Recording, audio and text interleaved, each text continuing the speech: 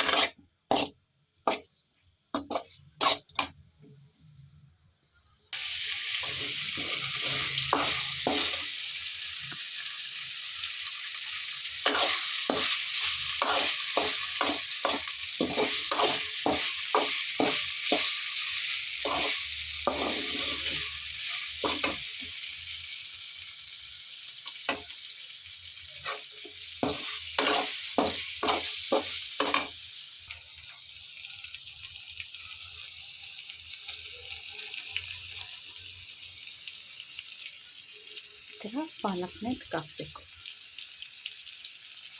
ಘಮ್ಮಂತೆ smell ಸೂಪರಾಗಿ ಬರುತ್ತೆ, ತಿನ್ನೋಕ್ಕೆ ಚೆನ್ನಾಗಿರುತ್ತೆ. ನೋಡಿ ಈ ಥರ ಬರುತ್ತೆ.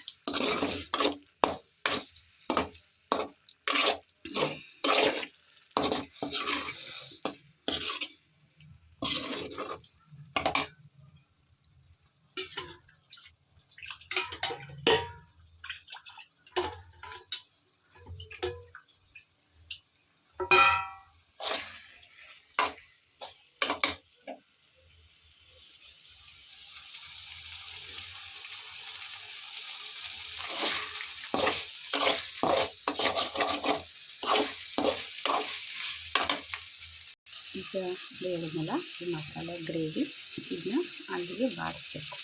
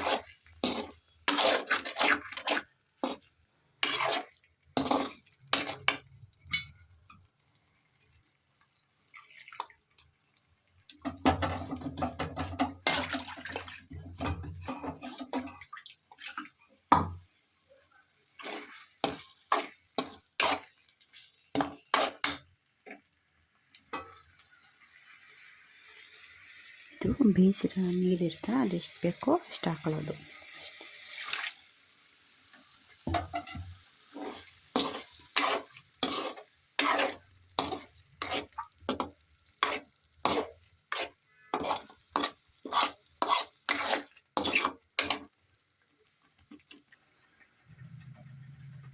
ಪನ್ನೀರ್ ಮಸಾಲ.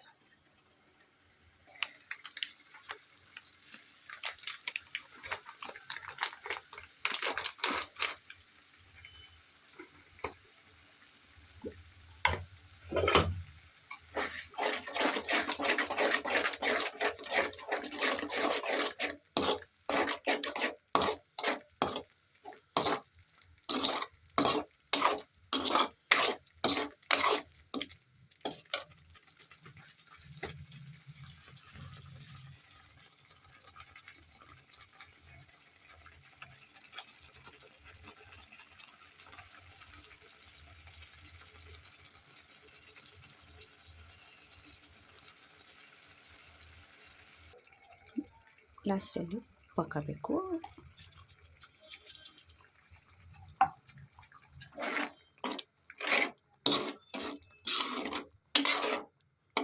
ಚಪಾತಿಗೆ, ರೊಟ್ಟಿಗೆ ಸೂಪರ್ ಇರುತ್ತೆ.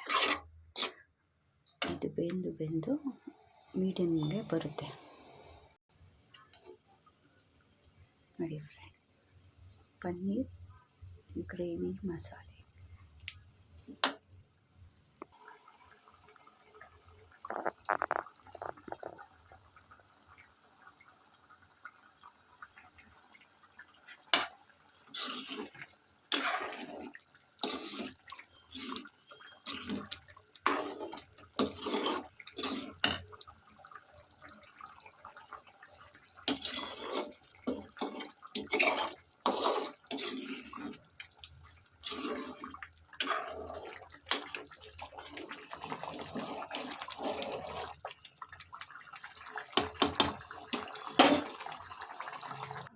ಇಷ್ಟೇ ಫ್ರೆಂಡ್ಸ್, ಮನೇಲೇ ಮಾಡ್ಕೊಳ್ಳಿ, ಚೆನ್ನಾಗಿರುತ್ತೆ. ಹೊರಗಡೆ ತಿಂದು ಆರೋಗ್ಯ ಕೆಡಿಸ್ಕೊಳ್ಳೋದಕ್ಕಿಂತ ಮನೇಲೇ ಮಾಡಿ ಚೆನ್ನಾಗಿರುತ್ತೆ. ಮನೆಯಲ್ಲಿರೋ ಜನನೂ ಖುಷಿ ಪಡ್ತಾರೆ, ಮಕ್ಕಳು ಖುಷಿಯಾಗ್ತಾರೆ, ಎಲ್ಲ ಖುಷಿಯಾಗುತ್ತೆ. ನಾವು ಮನೆಯ ಜನಕ್ಕೆ ಮಾಡಿದಂಥ ಖುಷಿ ನಿಮ್ಮಲ್ಲೂ ಇರುತ್ತೆ. ಮಾಡಿ ಒಂದು ಸಲ ಟ್ರೈ ಮಾಡಿ. Thank you.